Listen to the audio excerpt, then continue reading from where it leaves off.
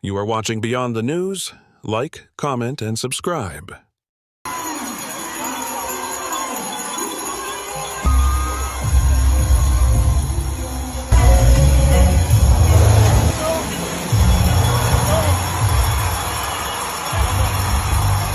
Things will get better. They are already better. And so I asked them the same question that them posed to us.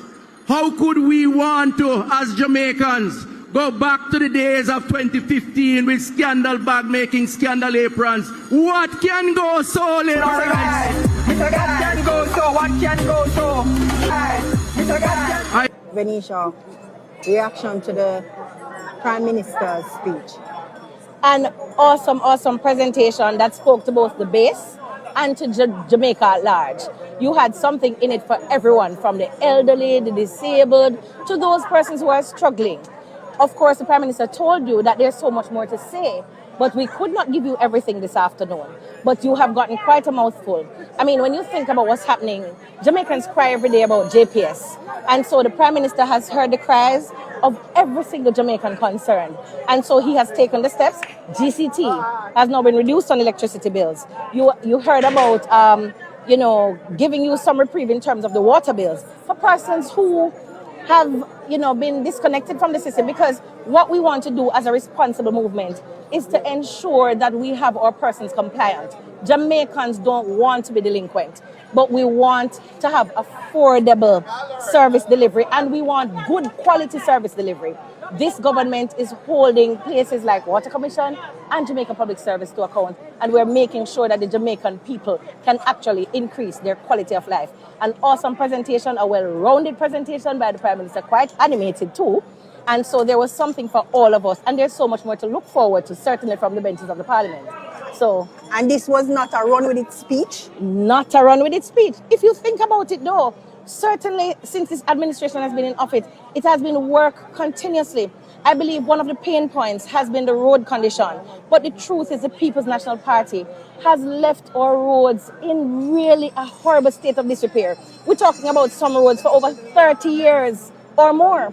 And so we don't want to just do a run with it, quick fix. We are dealing with the infrastructure properly and sustainably so that the pockets of the people of Jamaica will not continue to feel it in terms of expenditure like that. So we are making sure we do the responsible thing in terms of our infrastructure. And so no, it was not a run with its speech. It was a speech that was well thought out, that took into consideration all the pain points of the people of Jamaica. Lessons learned from Friday's defeat. I have a completely different view from even some of my peers. Coming from across the political divide, I see it differently. For example, Morant Bay.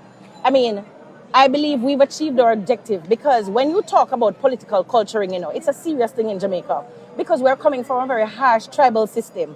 Morant Bay has been one of those divisions within a seat that has seen both PNP and JLP MPs. It has been for more than 3 decades a PNP stronghold, because you have to remember, when it comes to PNP political education, it's not something that you can just gloss over. And so it has taken painstaking engagement of those people to reculture and re-socialize, and we believe we have seen the fruits of that labor. We have reduced the margin that they only got with the best of the best in washing, of blessed memory.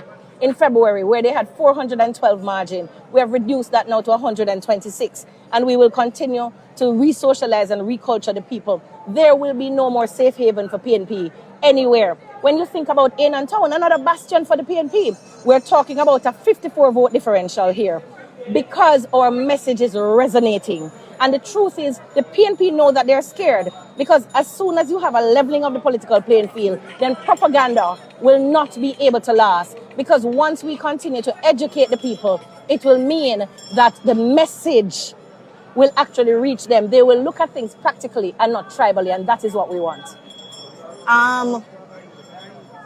2025 is election. Yes. You see it. The campaign started today. The campaign started long ago.